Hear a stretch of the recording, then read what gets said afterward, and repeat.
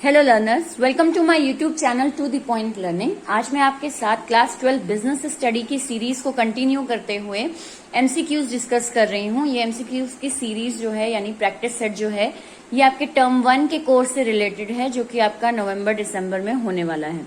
तो उससे रिलेटेड ही क्वेश्चंस को आज हम कंटिन्यू करेंगे। सारे क्वेश्चंस आपके ऑब्जेक्टिव बेस्ड ही रहते हैं। अगर आपने वो पुरानी सीरीज नहीं देखी यानी प्रैक्टिस सेट नहीं देखे हैं आपने, तो उन्हें जरूर देख लीजिएगा, ताकि आपको टर्म 1 से रिलेटेड चैप्टर क्वेश्चंस कैसे आने हैं, कैसे आपको उन्हें आंसर करना है, ये आपको उससे आइडिया हो सके। सो आज हम स्टार्ट करते हैं अगेन असर्शन और रीजन बेस्ड क्वेश्चंस। तो क्वेश्चन नंबर 31 से स्टार्ट करते हैं। Grouping of activities on the basis of functions. Function के बेस पर एक्टिविटीज को ग्रुप करना is a part of divisional structure. ये डिविजनल स्ट्रक्चर का पार्ट है। ये आपका स्टेटमेंट दिया हुआ है। रीजन देखते हैं इसका। Functional structure is the second name of divisional structure. अब ये जो स्टेटमेंट है आपकी, ये स्टेटमेंट गलत है, ये फॉल्स स्टेटमेंट है। अब ऊपर एक क्वेश्चन आ सकता है कि ये स्टेटमेंट भी हमारी फॉल्स है, क्योंकि एक्टिविटीज को हम जब ग्रुप करते हैं फंक्शन में, तो जब फंक्शंस हम ग्रुप करते हैं यानी अलग अलग एक्टिविटीज को काम के बेस पर डिवाइड करते हैं, तो उसे हम फंक्शनल स्ट्रक्चर कहते हैं, डिविजनल नहीं कहते हैं। लेकिन ध्यान दीजिएगा क्वेश्चन में कि लिखा है पार्ट ऑफ डिविजनल स्ट्रक्चर, यानी ये एक तरीका है डिविजनल स्ट्रक्चर में भी। तो हाँ, डिविजनल स्ट्रक्चर में एक तरीका है। जब आप डिविजनल स्ट्रक्चर करते हैं तो आप अलग अलग प्रोडक्ट जो होते हैं उनके अलग अलग डिपार्टमेंट्स बना देते हैं, और डिपार्टमेंट्स को उनके हिसाब से आप वर्क दे देते हैं, उनके फंक्शंस के हिसाब से। तो यानी कहीं ना कहीं हम ये काम तो करते हैं डिविजनल में भी। तो ये स्टेटमेंट आपकी सही है, ये रॉन्ग नहीं है। बट फंक्शनल स्ट्रक्चर जो है वो सेकेंड नेम है डिविजनल स्ट्रक्चर का, ये बात गलत है। दोनों ही अलग अलग टाइप हैं आपके स्ट्रक्चर्स के, ऑर्गेनाइजेशन स्ट्रक्चर के। सो स्टेटमेंट जो बी है यानी रीजन जो है वो हमारा गलत है। सो आपका करेक्ट ऑप्शन किस पे आप टिक लगाएंगे? A is true but R is false. C will be the correct answer. Next आते हैं इसी तरह के क्वेश्चन पे। The trend of health and fitness has created a demand for product like gym, bottle mineral water and food supplements. Health और fitness को बहुत ज्यादा बढ़ावा, ट्रेंड हेल्थ और फिटनेस का ट्रेंड काफी ज्यादा चल रहा है, डिमांड में है, जिसकी वजह से आपके जिम की, बॉटल मिनरल वाटर की और फूड सप्लीमेंट्स की डिमांड में राइज हो गया। अगर हम ध्यान दें तो ये आपका इकोनॉमिक बिजनेस एनवायरनमेंट जो है, बिजनेस एनवायरनमेंट में ये सोशल एनवायरनमेंट में आएगा। ठीक, ये स्टेटमेंट सही है। यहां तक आते हैं, इसका कारण क्या हमें दिया हुआ है? Economic environment is one of the example of business environment. Economic environment जो है वो एग्जाम्पल है बिजनेस एनवायरनमेंट का। स्टेटमेंट तो ये सही है, बट इसका कोई ये रीजन नहीं है। आपको ऊपर जो असर्शन यानी जो स्टेटमेंट दी है उसका ये रीजन नहीं है, बाकी ये स्टेटमेंट आपकी सही है। सो यहाँ पे आपका आंसर क्या होगा? Both A and R true, दोनों सही हैं, but R is not the correct explanation of A. So correct answer will be B. Next आते हैं असर्शन रीजन के क्वेश्चन पे। The electronic media has a strong impact on consumers behaviour in India. जो electronic media हमारा होता है उसका बहुत गहरा असर हमारे कंज्यूमर के बिहेवियर पे पड़ता है इंडिया में। ठीक है स्टेटमेंट। इसका कारण दिया हुआ है, most of the Indian consumers take their decision with the help of electronic media. इसका कारण हमें ये दे रखा है कि हमारे यहाँ के जो इंडियन हैं कंज्यूमर्स जो हैं, इंडियन कंज्यूमर्स, वो अपने कई सारे डिसीजंस इलेक्ट्रॉनिक मीडिया की हेल्प से लेते हैं। ये भी सही है। यानी क्या है, ये इसका कारण आपका सही है, रीजन सही है कि क्यों ऐसा है, क्यों हमारे इलेक्ट्रॉनिक मीडिया जो है वो बहुत ज्यादा कंज्यूमर बिहेवियर को कंट्रोल करती है। तो इसलिए कंट्रोल करती है कि हमारे यहाँ के जो कंज्यूमर्स हैं वो अपना डिसीजन ही इलेक्ट्रॉनिक मीडिया के बेस पर लेते हैं अधिकतर consumers. So your correct answer will be A. Both A and R true and R is the correct explanation of A.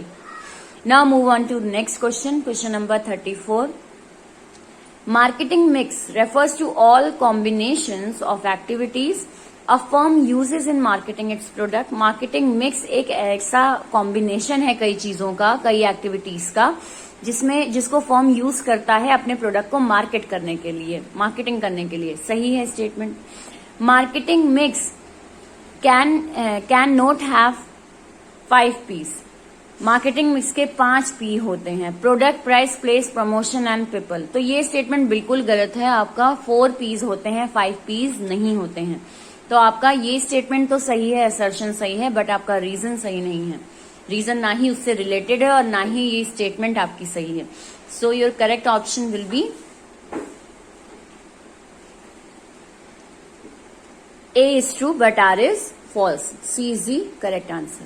Next आते हैं assertion रीजन के क्वेश्चन पे. Most companies push for the betterment of the quality of their product. कई सारी companies जो हैं वो अपने क्वालिटी को, अपने प्रोडक्ट की क्वालिटी को बेटर करती हैं in their efforts of marketing. जब वो मार्केटिंग की एफर्ट्स करती हैं, अपने प्रोडक्ट को बहुत ज्यादा मार्केट करने की कोशिश करती हैं, तो कई सारी इंडस्ट्रीज ऐसी हैं, जो कंपनीज हैं, जो कि आपके प्रोडक्ट की क्वालिटी में बेटरमेंट लाती है. तो हाँ, ये सही है, मार्केटिंग की एक ये टेक्निक है हमारी. Selling concept is one of the concept use under marketing. Selling concept एक ऐसा कॉन्सेप्ट है जो कि आपका मार्केटिंग में यूज होता है. ये स्टेटमेंट तो सही है, लेकिन ये उसका कारण नहीं है. अगर हम देखें कि आप जब बेटरमेंट, क्वालिटी को आप बेटर करते हो, तो आप कौन सा कॉन्सेप्ट कर रहे होते हैं, यूज कर रहे होते हैं, आप प्रोडक्ट कॉन्सेप्ट यूज कर रहे होते हैं. सो स्टेटमेंट तो दोनों ही सही है आपकी, लेकिन रीजन सही नहीं है, ये इसका कोई कारण नहीं है. सो आपका आंसर क्या होगा? Both A and R true, but R is not the correct explanation of A. Next move on to case study. अब हम केस स्टडी डिस्कस करते हैं एक यहाँ पे. Okay. Simplex Limited has been taken over by Mudra Group immediately following India's independence. Simplex Limited एक है, उसने क्या किया, उसने मुद्रा ग्रुप ऑफ इंडस्ट्री जो है उसको अपने अंडर में ले लिया इंडिपेंडेंस के साथ ही. इंडिपेंडेंस के साथ तुरंत ही उन्होंने अपने अंडर में ये कंपनी ले ली. Since then it enjoys a rich record of industry presence and experience. और तब से लेकर आज तक इनका बहुत अच्छा रिकॉर्ड रहा है, एक्सपीरियंस रहा है. In 2005, with the aim of accelerate growth of the company, had gone through several rounds of meeting and discussions. अब 2005 में इनका एक एम था कि ये ग्रोथ करें अपनी कंपनी की, जिसकी वजह से इन्होंने क्या करना शुरू किया, कई सारे मीटिंग्स, डिस्कशंस वगैरह इन्होंने करवाए अपनी कंपनी के थ्रू. और जिसमें इन्होंने इससे रिलेटेड काम क्या किया कि ERP यानी आपका ये एक कंप्यूटर सॉफ्टवेयर होता है जो कंपनीज में बाकी चीजों को आपस में अटैच करता है. ये एक सॉफ्टवेयर आपका ERP होता है. उस ERP सॉफ्टवेयर को लॉन्च किया ताकि कई सारे लार्ज प्रोजेक्ट जिनके पास हैं वो इनकी कंपनी की ओर अट्रैक्ट हों और इनको अप्रोच करें. इसके लिए इन्होंने मीटिंग्स वगैरह कराए, डिस्कशंस कराए. ठीक. The management had done effective forecast and critical thinking regarding allocation of resources. जो इनकी मैनेजमेंट है उन्होंने भी बहुत अच्छे से फोरकास्ट वगैरह किए, यानी अंदाजे वगैरह लगाए फ्यूचर को लेकर. क्रिटिकल थिंकिंग वगैरह की उन्होंने, अपने रिसोर्सेज को कैसे अलोकेट करना है इस पर. For this purpose the company laid down multiple courses of action. अब इसके लिए उन्होंने कई सारे कोर्सेज ऑफ एक्शन किए, कई सारे काम किए इन्होंने. To meet the challenge of adverse situation, ताकि आगे चल के कोई एडवर्स सिचुएशन आए तो ये उसको अच्छे से मीट कर सके. उसके लिए इन्होंने कई सारे चैलेंजेस वगैरह को लेते हुए, ध्यान में रखते हुए कई सारे कोर्स ऑफ एक्शन सेलेक्ट किए. In 2008, the company suffered loss in many projects due to the Great Recession despite taking many cost-cutting measures. अब क्या हुआ, रिसेशन हो जाने की वजह से, देश में मंदी आने की वजह से इनको बहुत लॉस हुआ. भले इन्होंने काफी cost cutting measures already apply किए थे, लेकिन फिर भी इनको लॉस हुआ. The management had taken utmost care regarding the possible outcome. अब इन्होंने बहुत सारे मैनेजमेंट के अटमोस्ट रिगार्डिंग, यानी कि इन्होंने काफी अच्छे पॉसिबल आउटकम और timely review of the plans to achieve their the set target during the hard time. इस हार्ड टाइम यानी रिसेशन के टाइम में इन्होंने कई सारे टाइमली रिव्यू वगैरह अपने प्लान के किए. लगातार अपने प्लान्स को रिवाइज किया कि क्या गड़बड़ हो रही है या क्या हम उसको कैसे इम्प्रूव कर सकते हैं. ये सारा काम इन्होंने उस रिसेशन के टाइम में किया. इन 2010 द सिस्टम इम्प्लीमेंटेड सक्सेसफुली. अब 2010 में क्या हुआ, इनका ये जो यहाँ पे इन्होंने प्लान्स वगैरह देखे, रिवाइज किए और उसको पुट अप किया, वो सक्सेसफुल हो गया. Help the company to execute numerous project with precision and timeliness. इन्होंने कई सारे प्रोजेक्ट लॉन्च किए और बिल्कुल सही समय पर किए, यानी इनका जो सक्सेसफुल पीरियड है वो स्टार्ट हो गया रिसेशन के बाद 2010 में. Based on the case answer the following questions. अब ये केस स्टडी आपको दे रखी है, इसके बेस पर आपको क्वेश्चंस के आंसर देने हैं. तो जब आप केस स्टडी पे ध्यान दें तो आपको ये आइडिया हो गया होगा कि ये केस स्टडी आपकी प्लानिंग चैप्टर से है. ओके. अब प्लानिंग चैप्टर से तो है, इसके साथ साथ आपका क्वेश्चंस रिव्यू करना भी बहुत जरूरी है। एक चीज ये होती है, जब आपको इस तरह के क्वेश्चन दिए होते हैं जिसमें एक केस स्टडी दी है और इसके बेस पर कई सारे क्वेश्चंस पूछे गए हैं, तो आई सजेस्ट यू कि आप पहले क्वेश्चंस पढ़ लें। आप पहले लाइन बाय लाइन क्वेश्चन पढ़ें, क्वेश्चन के बेस पर आप वो लाइन अपने केस स्टडी में ढूंढें और तब आप सॉर्ट आउट करने की कोशिश करें। ये आप तब कर सकते हो जब आपकी बहुत ज्यादा कमांड है केस स्टडी में। बट इफ अगर कमांड नहीं है, आप कमांड अभी बना रहे हैं केस स्टडी में, तो आप क्या करें, आप केस स्टडी पहले पढ़ें, उसके बाद क्वेश्चंस पे स्विच ओवर करें।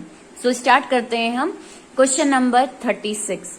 In 2005, with the aim to accelerate growth, the company had gone through several rounds of meeting and discussion. अपनी कंपनी की ग्रोथ को बढ़ाने के लिए कंपनी ने कई सारी मीटिंग्स और डिस्कशन 2005 में कराया, अभी हमने पढ़ा था ऊपर। ये व्हाट इज द ऑब्जेक्टिव, इसके पीछे मेन मुद्दा क्या रहा, यानी ऑब्जेक्टिव क्या था, उन्होंने ये मीटिंग्स वगैरह क्यों करवाई। तो बिल्कुल ये सिंपल है, आपका यहीं पे लिखा है, ग्रोथ बढ़ाने के लिए। So your answer will be growth and development के लिए उन्होंने ये काम किया। So answer B, option B is the correct one. Next आते हैं क्वेश्चन नंबर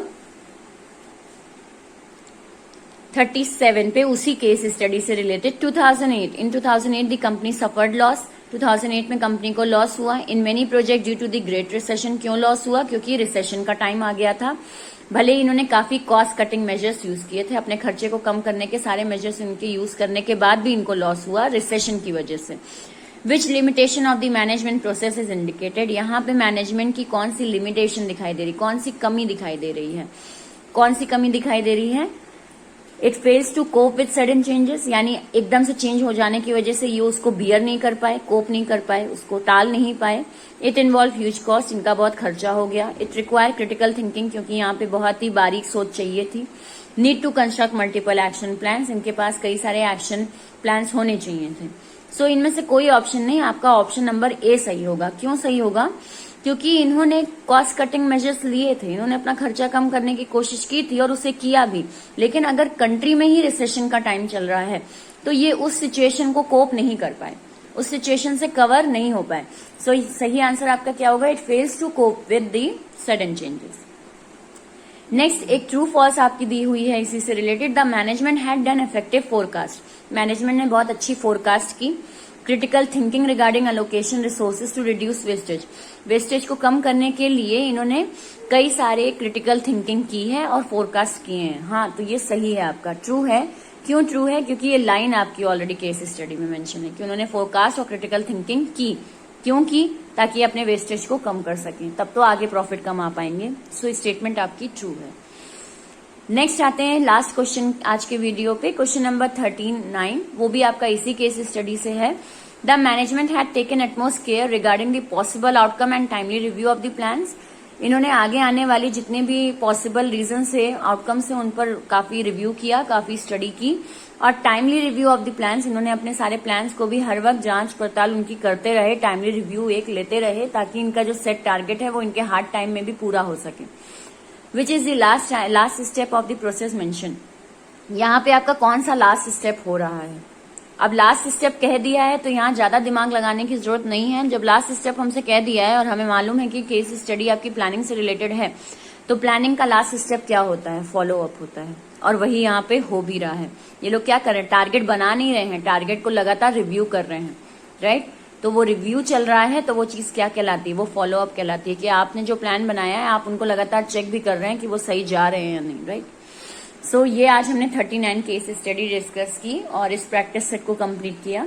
आई होप ये वीडियो आपके लिए हेल्पफुल रहा हो। अगर आपको पसंद आया है, वीडियो हेल्पफुल रहा है आपके लिए, तो एक लाइक का बटन जरूर क्लिक करिएगा। अगर आपने अभी तक मेरे चैनल को सब्सक्राइब नहीं किया है तो सब्सक्राइब कर दें, बेल आइकन पे जरूर क्लिक करें ताकि लेटेस्ट नोटिफिकेशन मेरे वीडियो अपलोड करते ही आप तक पहुंचे। मेरे चैनल को ज्यादा से ज्यादा अपने साथ के दोस्तों में शेयर करें ताकि टॉपिक वाइज क्लैरिफिकेशन उनका भी हो सके। So thank you and have a nice day.